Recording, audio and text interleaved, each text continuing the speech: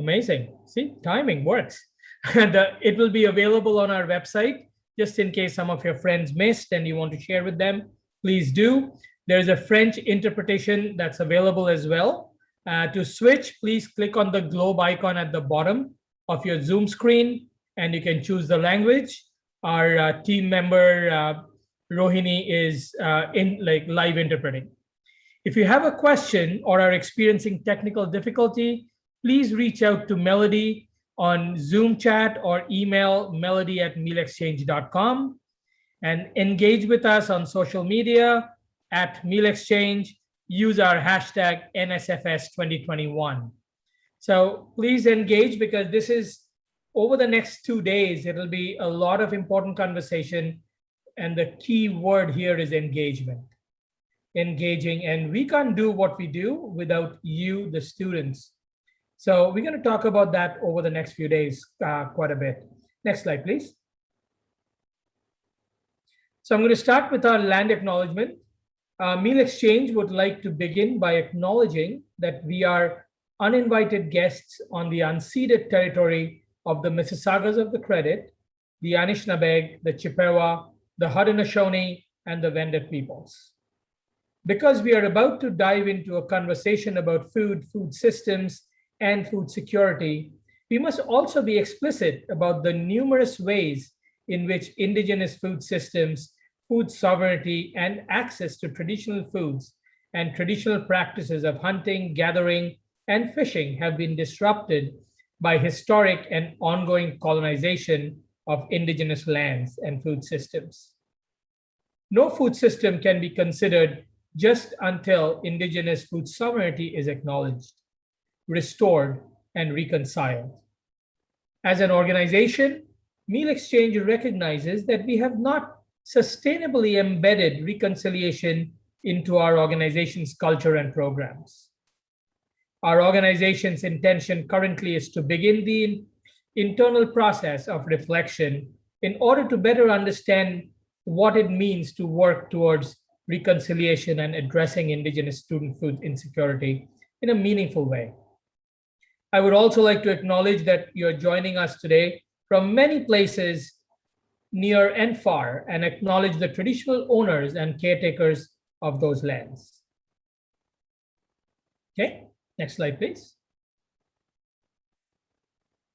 So I started talking briefly, and I'm going to, if anybody who doesn't know Meal Exchange, we have been in operation for 25 years.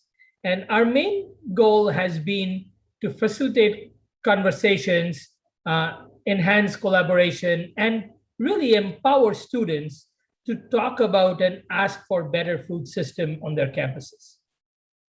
And we continue to do so.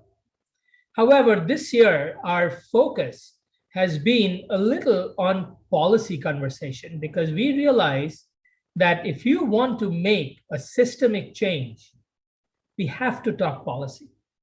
And that is why the theme of this today and tomorrow is all about policy, different levels of policy, and how you can get involved. The policy might sound like a huge term, but it really isn't. Most of you are working towards it anyways, but let's do it together and more systemically. Next slide, please. So I'm going to quickly go over our team. As I said, I'm the executive director of the organization. We have Brittany, who is the Good Food Campus senior program manager. Rohini, who is the program coordinator. She's the one who's translating, so she can't say hi. Jamie, who helps our administration and keeps us all in check. Melody, who is responsible for creating the video as well as most of the things you see on social media. Brenna, she has been the power behind this conference. She's worked really hard to get this summit going. Thank you, Brenna. Aya, who helps us in other communications, as well as social media and marketing. And Maya, who is also our policy coordinator. Welcome all. And next slide, please. So about our summit, as I mentioned briefly, this summit's main theme is policy. And policy on a campus level, provincial level, federal level, even to understand what is policy. you have probably a course somewhere that talks about policy in your class, but how does it really work in real life? So we're going to have these conversations over the next couple of days. So I really hope that you can attend all our sessions. We have a couple of sessions today and around 3 or 4 sessions tomorrow. So I really hope you can join us. Next slide. We would not been able to do this without our sponsors, as you all know. And guess who's our sponsor this year? HelloFresh. So what we have is a fun thing that we're going to have a survey at the end of day 2. And everybody who fills up the survey, we get an email back from us with a free HelloFresh code. So you can get yourself a free box of food. And I'm sure that's going to be delicious. And I don't know about you, but I'm spoiled in getting HelloFresh every week. It makes my life so much easier, and it's really good fresh food. So I hope you're going to participate and join us there. Next slide, please. So the first thing today is our keynote speaker. And we waited till this morning to actually announce the keynote speaker because we wanted it to be a surprise. And I got to say, I'm really proud and thankful that we have a member of parliament, Arielle Kayabaga, who's a passionate community leader and the first Black woman ever elected as member of parliament in London, Ontario, and to London City Council, where she received both the Municipal World Award and Pillar Community Leadership Award for her work in building a more equitable London. Arielle and her family left Burundi amid civil war, and she experienced firsthand challenges newcomers face in dealing with insecure housing and precarious employment in an unfamiliar place. Arielle is passionate about helping new Canadians get settled in our country and have access to the necessary resources to ease the transition. Arielle's first language is French. She learned English while earning her Bachelor's of Arts in Political Science from Carleton University. Yay, Carleton. After earning her degree, she gained experience in government while working for the Liberal Research Bureau on Parliament Hill and was one of the 29 young Canadians selected to participate at the United Nations Framework Convention on Climate Change, a cause she is extremely passionate about. Arielle's experience inspired her to become a vocal champion for other newcomers, and she's particularly focused on homelessness prevention, civic engagement, and inclusive communities. As a single mother, member of parliament, and a community activist, Arielle embodies the qualities of the new type of political leader: progressive, resilient, and optimistic. She's working hard to continue bringing positive change to London West and to Ottawa. With no further delay, please welcome Arielle to our conversation.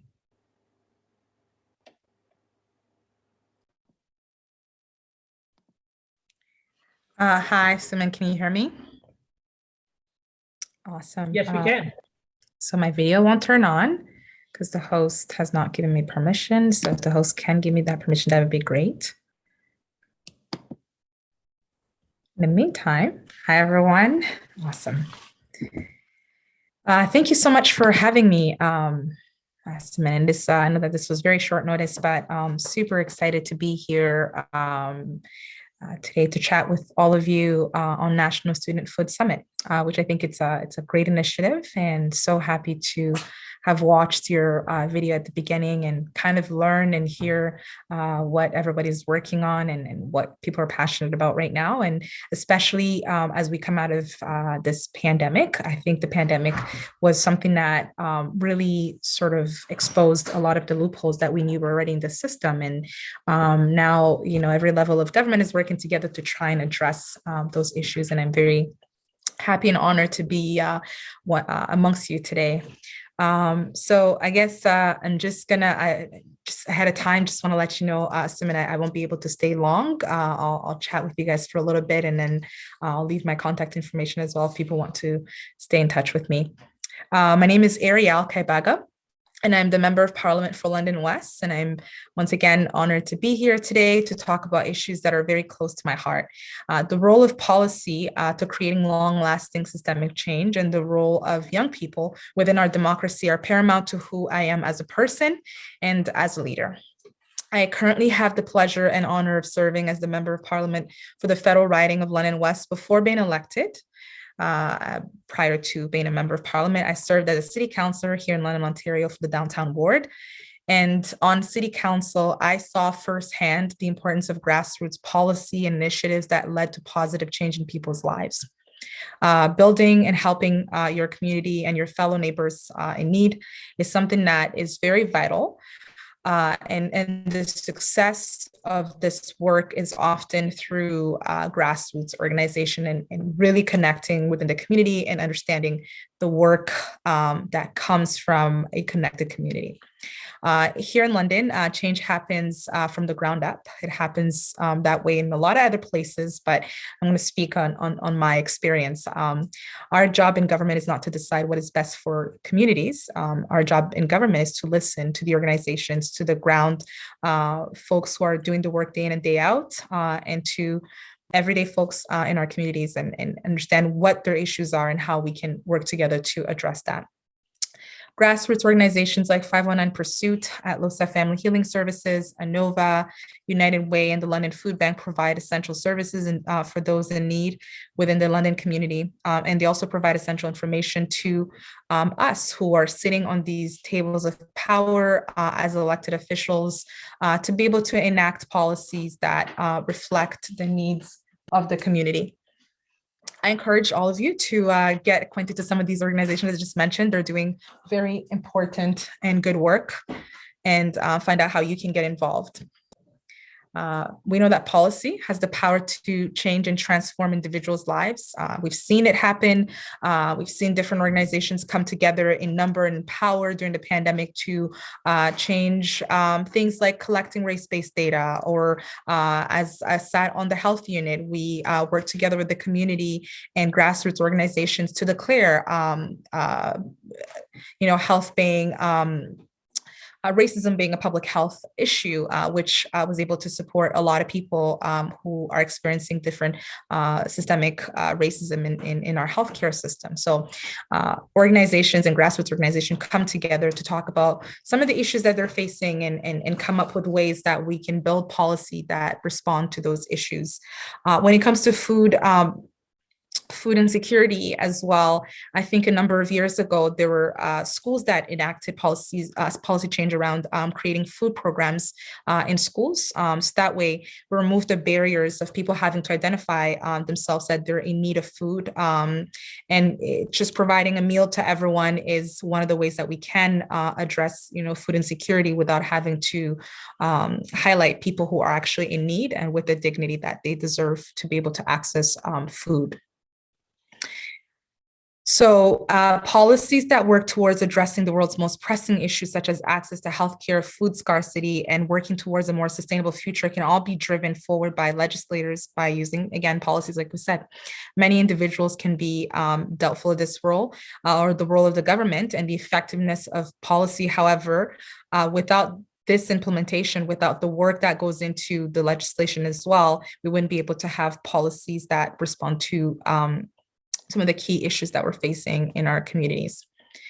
So things like universal healthcare have also led access to life-saving surgeries and medical advice, regardless of race, gender, and socioeconomic standing. Working to help groups that have been disproportionately disadvantaged by those in positions of power is what really drove me to enter into the political arena. To begin with the desire to help people, with a desire to support my community, with the desire to support people that were not my neighbors, my friends, lots of people that I knew around me. And that's what made me put my name forward as a city councillor. At the time, some of the pressing issues in my city were transit, housing, access to housing for all. And it grew from there and making sure that, we're also talking about social justice around environmental issues as well. As a member of parliament, when I decided to put my name in the race as well, it was also around housing and around the idea how much the pandemic exposed and disproportionately affected many different communities, and especially young people. If we look at the numbers of COVID, we can see that there are more younger people who are having issues with accessing to meaningful work. And housing. Lots of young people are unable to access housing. And so my goal was to basically continue to work around those policies that not only affect, many people in my community that I care about, but also lots of friends and lots of family members who, are everyday people that we face on a regular basis, and just understanding that we come from experience and we can talk about these issues and create policies that can impact our lives and the quality of life that we have in this country. Food insecurity is an issue that, can happen to anyone at any point. I think the pandemic is one of the ways that we've seen that. People can look at an issue like food insecurity and think that it only affects some people, far from, that they're disconnected from those people. But 1 in 8 Canadian households face food insecurity, and 1 in 6 Canadian children under the age of 18 struggle with food insecurity. So we know that affording and accessing food can be disproportionately harder for some individuals. So we have to and can no longer wait to create more policies that create an easier access for food in our communities and in our country. Whether it be because of age, race, socioeconomic standing, accessing affordable and nutritious meals is a problem that is persistent all throughout the world. And by providing funding and supports to groups that often face they're disproportionately marginalized, we can ensure that no one is ever faced with having to go without food again. Through the pandemic, like I mentioned earlier, we did see that some people were hit harder than others, and that's a problem that goes beyond just food insecurities. There's a lot of different policies that are attached to that we can continue to work on to ensure that we are addressing housing issues, food insecurity issues, and making sure that we're setting up people to succeed and not fail. So I hope, and I mean, from what I've seen so far, it looks like a lot of you are very engaged and involved and are doing your part to make sure that your counterparts and your friends and everyone in your community is able to have quality of life, is able to talk about, it's really rare to hear people talk about food insecurity in such a big country and a great country like Canada, but we need to talk about it because there's a lot of people who are living in those situations, and especially young people. And as we're transitioning out of COVID, we have committed to end this fight against COVID.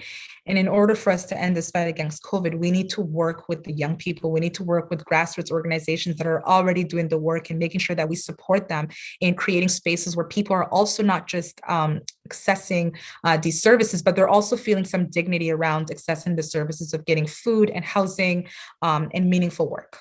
So I'm happy to continue to be a strong champion for things that matter to people who are disproportionately marginalized, for young people, for people who are involved in politics not by choice, but because they have to, are involved in this work not by choice, but because they have to. I want to continue to be a strong support, a strong ally, and continue to talk about these issues. And I'm not disconnected from these issues. These are issues that I get to see on the regular basis because of the nature of who I am and my background and my experiences. I can emphasize and I can feel, I can understand how people are feeling, and I can really say that I want to be here as a friend, as an ally, and continue to work to support my community. We deserve quality of life. We have a strong country that is, on the competitive level, and we have to make sure that nobody's left behind. And that's why I got involved in this, this work. And I want to make sure that I'm continuing to be a strong support. And also congratulations to all of the young people who are doing this work. It takes lots of energy, it takes lots of commitment.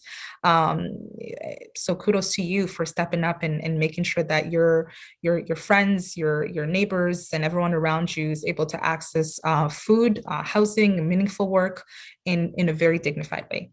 So thank you again for having me. I'm very thankful to share this space with you, and hopefully we'll continue to connect. And I'm happy to take any questions if anybody has questions, but I'm also new in this role, so just got sworn in this week. Super excited to see all the work that we can do together. Arielle, thank you so much. This was amazing. And yes, as a new MP and getting sworn in this week and then coming and talking to us, that's huge. And what is really huge, which I wanted to mention here, which totally impresses me about you, is as being an immigrant coming into this country, not knowing one of the main languages, and getting your hands into policies, politics, and actually becoming such a young member of parliament. It's incredible. And I think that is something that I would urge all the students around who's listening to Arielle to take that nothing is impossible if you put our heart and soul into it. And thank you for really coming and having this conversation and everything you bring. I'm looking forward to the next 4 years in Ottawa and supporting you as well as we push for very crucial and critical policies and laws through the House. So thank you once again for your time. I know you have to run. I wish you could stay longer, but thank you so much for spending time with us. No, it's my pleasure. And, I think I read a comment, someone mentioning how grassroots organization can lead to a lot of change. I mean, there wouldn't be no government system if it wasn't for grassroots. We are elected by people. So make sure that we're electing people who care about the most, pressing issues in our community. And I just, as an immigrant, I think that we need to talk about the loopholes that are in our system, and we need to do everything we can to not only help Canadians move forward from the pandemic, but change the things that got us in these loopholes in the first place, because it exposed the loopholes that were already there. And we have to do, every one of us has to do our part to make sure that people have quality of life in this country. Exactly. And that is where this whole session today and tomorrow is, to see the students, post-secondary students, to inspire them to do their part into having a sustainable, good food system. And it's really important. So thank you for starting this session up.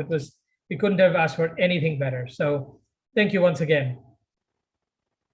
Take care. So I'm going to continue our conversation into a little bit about our policy goals and why we are here.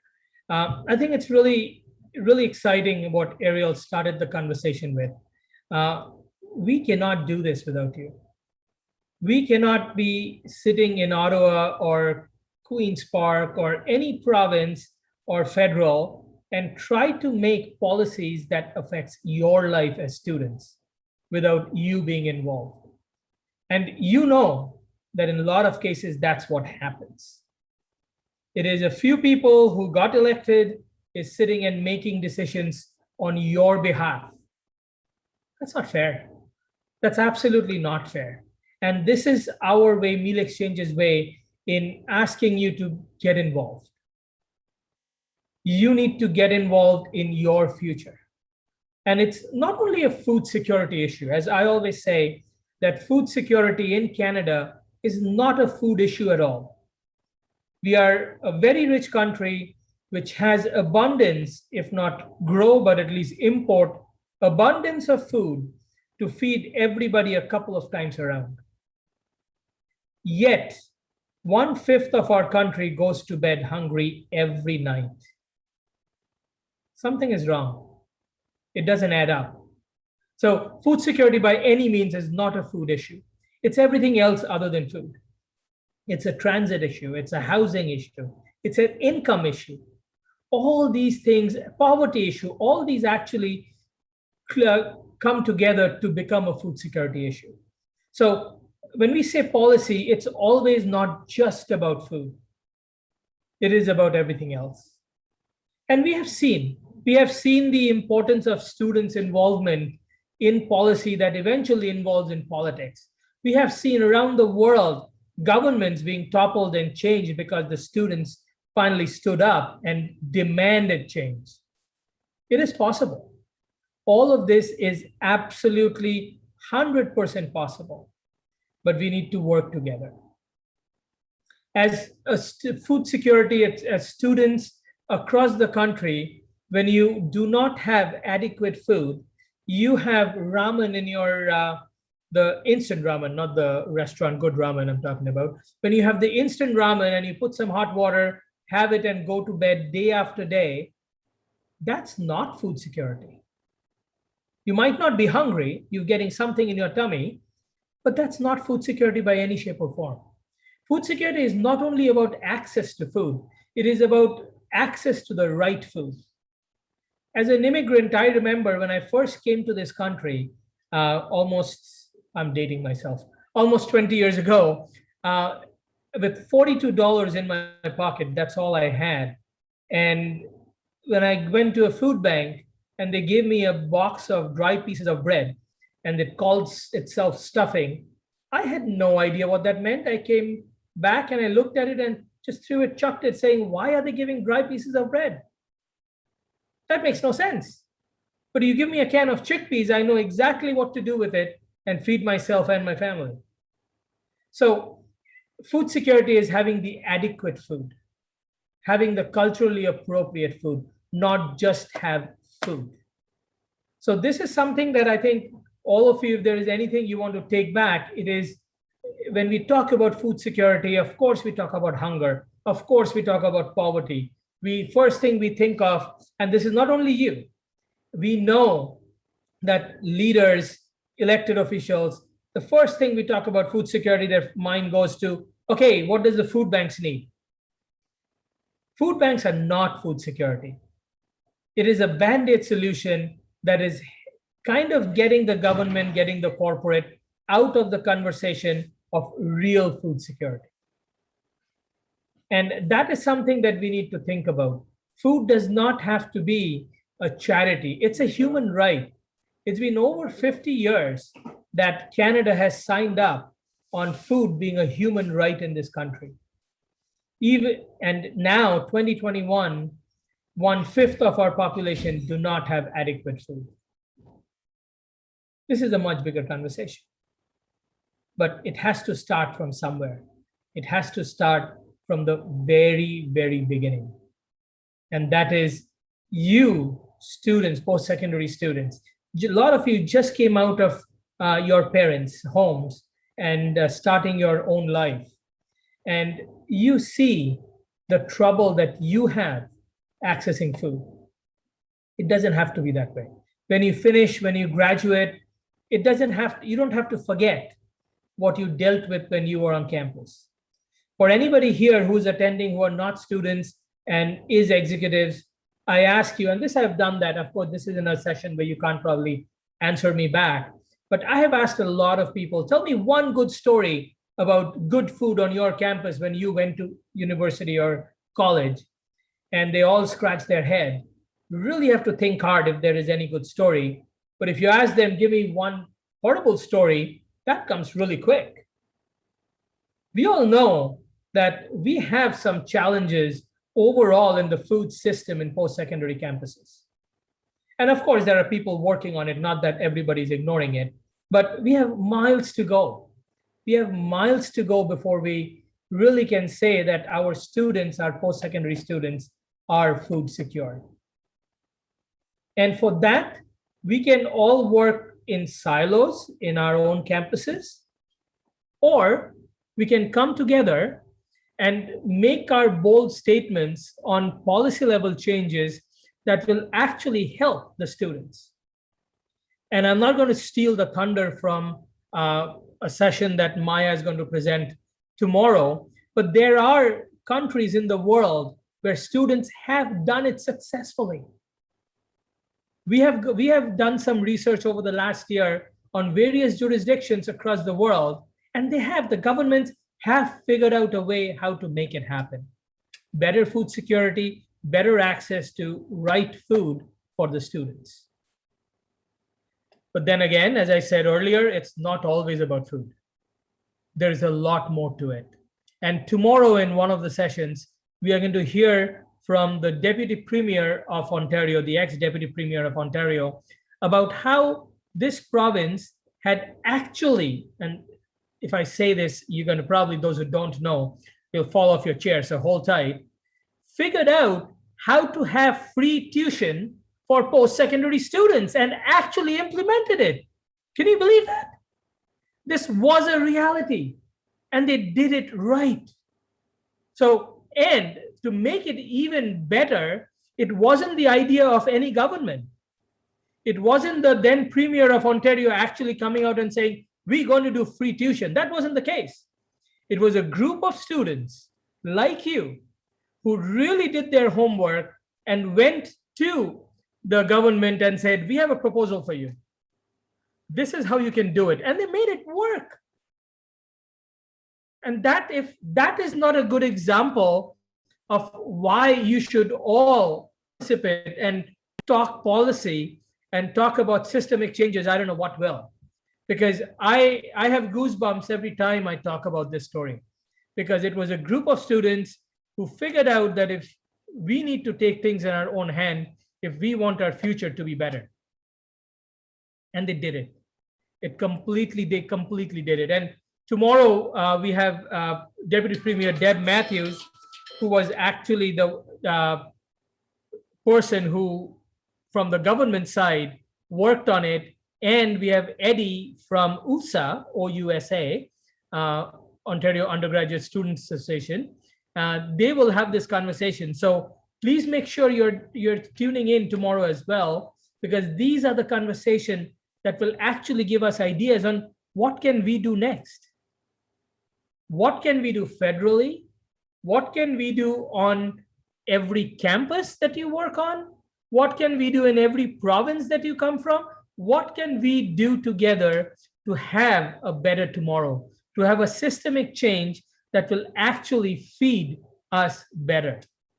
Could it be something like a living wage? Could it be that Canada Summer Jobs needs to actually embrace international students as well? Not only our Canadian citizens, the international students bring a lot of revenue, a lot of resources to our country. However, we leave them high and dry when we come to any programs. Is that what we want to do? I don't know. And sitting here, it is probably easy for me, like many elected officials around the country, to come up with ideas that we think might work. But it might be very different from you students who actually are living that life. And that is exactly why we have this summit, because we want your voice. We want you to tell us, here we've come up with a great idea, now help us push it across the finish line. And that is at Meal Exchange. That is what we are going to do.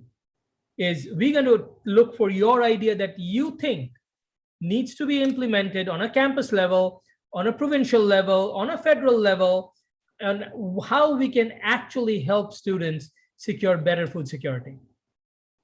And we will actually hold your hand and guide you through the process in actually trying to make that a reality. We have made lots of friends, even more enemies in different houses of government. And that is a part of it. But our friends, those who sit in Ottawa or in different capitals of different provinces and territories in this country, most of our friends understand the need. They need that we need to do better. Like Arielle, who spent her 15 minutes time that she had, probably missed her lunch to come and speak to us, because they really care. They know that we need the youth, we need the students, we need you to be actually involved and have a conversation and participate in giving us ideas, giving us suggestions on what we can do to make your life better. And now throughout this conference, we're going to do some more learning. Today we're going to learn about how governments really work. Trust me, it took me forever to figure that out. It sounds really easy. You elect people, they go away and they get elected, they make policies, they make rules, and it is being implemented. It sounds really very simple. But if I can tell you one thing, it is far from it.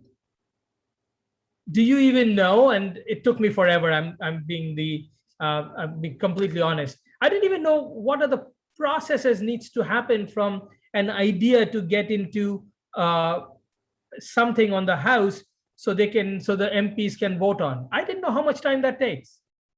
I was naive enough to think, oh, I've got a great idea. I can get one of the MPs to push for it, and maybe within the next week or so, we can get a law passed. Good luck. It doesn't happen that way. So in our next session today coming up, we will talk about how governments really work. We have some amazing panelists who's worked with the government in various levels on policy, on advising very renowned and popular elected officials on policy. We're going to ask and chat with them on exactly how government works. What happens? Like, if we have an idea, what does it take to actually take it to a place where it can be actually voted on and maybe pass or may not be passed, whatever that is? And what does that look like? So we will have some amazing session coming up in the next little while.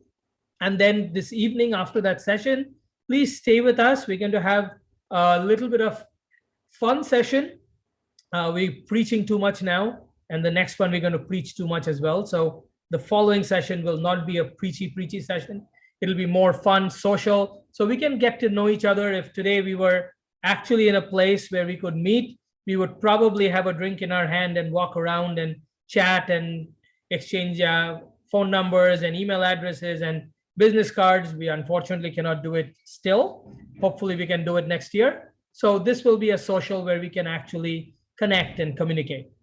And tomorrow we have 4 outstanding sessions. So today we learn about how government works and what is policy? Like, what does that even mean? Tomorrow we have 3 sessions, one focused on policy on your campus level. The next one is policy provincial level, and a third one, which is policy federal level.